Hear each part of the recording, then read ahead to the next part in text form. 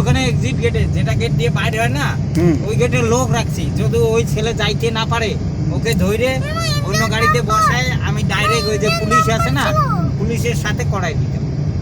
বললাম না আগে থিওরিক্যালটা দেখবো, যদি না হয় তারপরে অন্য থিওরিক্যালে ঢুকাবো। বললাম না তখন হোটেলে বসে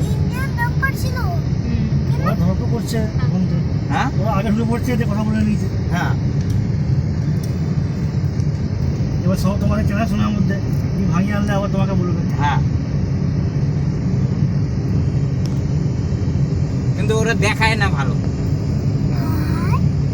ভাই ভাঙিয়ে আনবে ভাই।